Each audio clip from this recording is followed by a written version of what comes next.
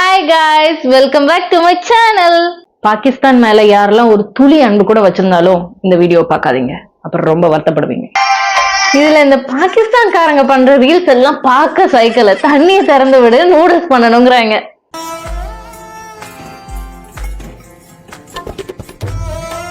சோத்துக்கு வழி இல்லைனாலும் இல்ல, இந்த தண்ணிக்கு வழி இல்லைனாலும் இந்த மீம்ஸுக்கு மட்டும் குறைச்சலே இல்லை. இந்த மீம்ஸை வச்சே சாப்பிட்டுருவாங்க போல. தண்ணியை திறந்து விடுறதே வெள்ளம் வர்றதுக்கு தான், அது தெரியாம பயவுலைங்க. பாகிஸ்தானுக்கு தண்ணியை திறந்து விடாம ஒரு அடி, திறந்து விட்டு வெள்ளம் வர வச்சு ஒரு அடி. பாகிஸ்தானை எப்படிலாம் அடிக்கலாம்னு சொல்லி பார்த்து அடிச்சிட்டு இருக்காங்க. இந்த பெஹல்காம் அட்டாக் நடந்த பிறகு பாகிஸ்தான் பிரைம் மினிஸ்டர் பேசுறத கொஞ்சம் பாருங்க. Pakistan is open to participate in any neutral, transparent and credible investigation. சொல்லும் போதே இப்படி வாய் அடைச்சுக்குது, எப்படிடா நீங்களாம் சண்டை போட போறீங்க? இவனுங்கெல்லாம் இன்வெஸ்டிகேஷன் பண்ண ரெடியா, குளிர்ல நடுங்க கோழி மாதிரி பேசிட்டு இருக்காரு. பாகிஸ்தான்காரங்களுக்கு நேரா தில்லே கிடையாது. அதான் இப்படி ஊர் மக்கள் எல்லாம் டெரரிஸ்டா மாத்தி அவனுக்கு அவனே சூனியம் வச்சுக்கிறான். டெரரிஸ்ட் குரூப் நிறைய பேரை வளர்த்து விட்டுருக்க, ஜெய்சி முகமது, அல்கொய்தா, இப்படி பல பேரை வளர்த்துருக்க. கேட்டா டெரரிசம்க்கும் எனக்கும் சம்பந்தமே இல்லைங்கிறது. What bro, it's very wrong bro. இவரை நல்லா பாத்துக்கோங்க, இவர் தான் பாகிஸ்தான் ராணுவ தளபதியாம். பாகிஸ்தான்ல ஒரு பெரிய போராட்டம் நடந்துட்டு இருக்கு. நம்ம ராணுவ தளபதியான அசிம் முனீர் போட்டோவை கீழே போட்டு பாகிஸ்தான் மக்கள் எல்லாம் மிதி நீச்சிட்டு இருக்காங்க.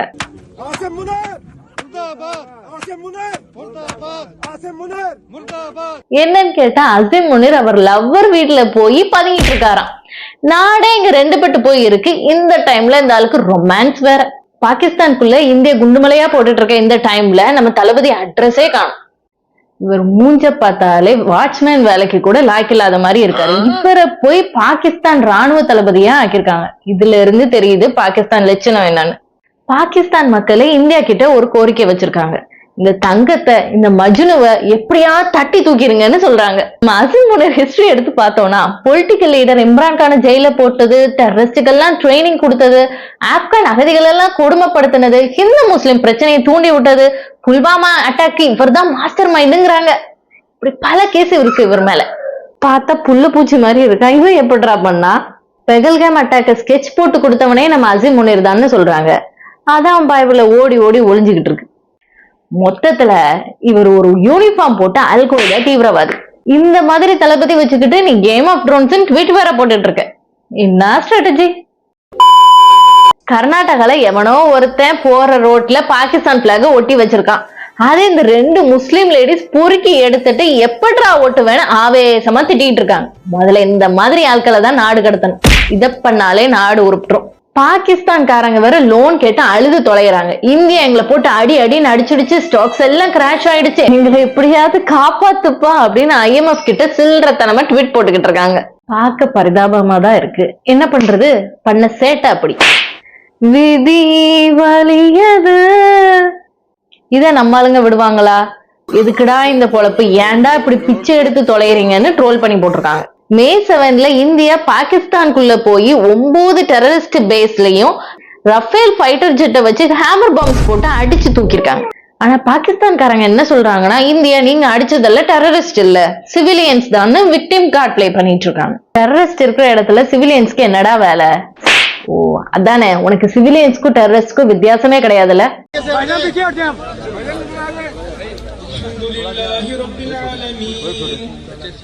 செத்து போன தீவிரவாதிகள் எல்லாம் பாகிஸ்தான் கொடிய போட்டு ஆர்மியே மரியாதை பண்ணிருக்கு.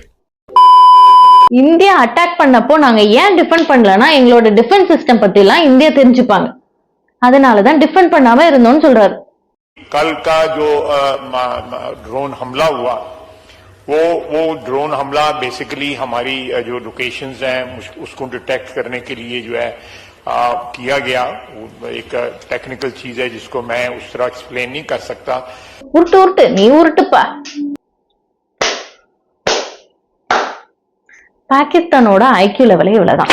பாகிஸ்தானோட டிஃபென்ஸ் மினிஸ்டர் இந்தியாவோட 5 ஃபைட்டர் ஜெட்டையும் ஷாட் டவுன் பண்றோம்னு பெருமையா பீத்திட்டு இருந்தாப்ல.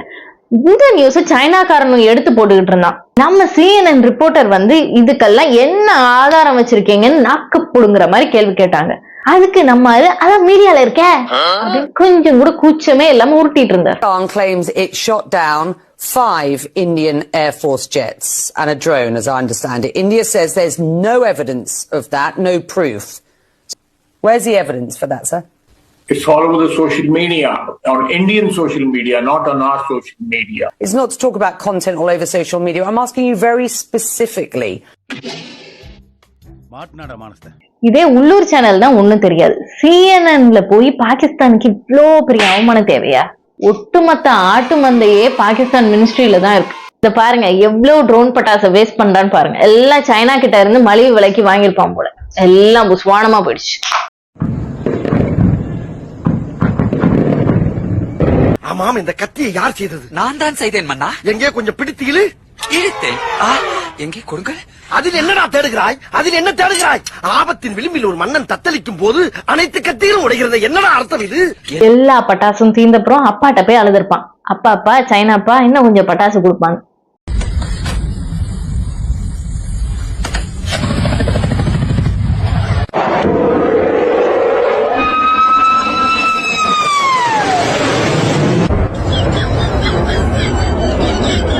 இந்தியாவை அட்டாக் பண்றதுக்கு பயிற்சி எடுங்கன்னா அவனுக்குள்ளேயே சுட்டு விளையாண்டுட்டு இருக்கானுவோ.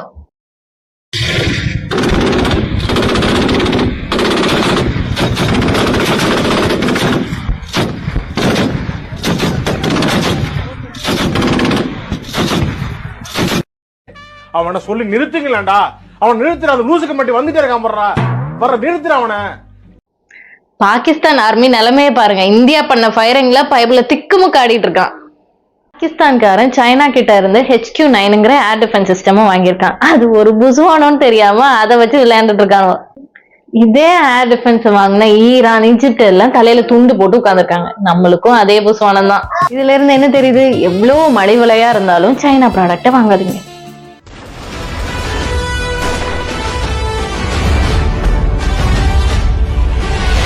இரும்புச்சாமா ஈயம்பு தலைக்கு பேர்ச்சம்பளம் அப்படிங்கிற மாதிரி ஒரு ஜெட் ரெடி பண்ணிருக்காங்க. இந்த ஜெட்டை வச்சுட்டு இந்தியா அடிக்க போறாங்களாம்.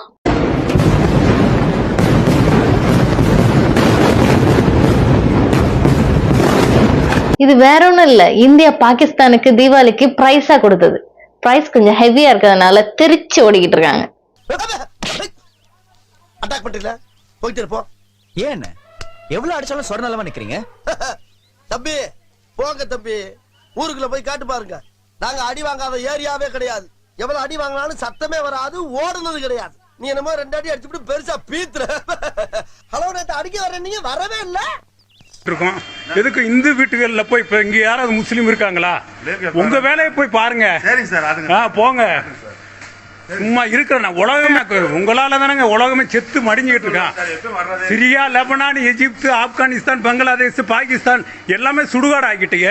இன்னைக்கு இந்தியா வந்து சுடுகாடாக்க பாக்குறியா? நீ உருதா பேசுற அல்ல அரபிய பேசுறியா? ஏன்னா தமிழ்காரன் தானே. ஏதோ பசி பட்டினிக்காண்டி மதம் மாறி இருக்கு. தமிழ்நாட்டுல நடக்கிற அலப்பறைய பாருங்க. எவரோ ஒரு முஸ்லீம் அவர் சாட் ரோட்ல நடந்து போயிட்டு இருக்காரு. அவரை போட்டு தேவையில்லாம குறைஞ்சுக்கிட்டு இருக்காங்க. இப்ப நடக்கிற வாருக்கும் அவருக்கும் என்னடா சம்பந்தம்?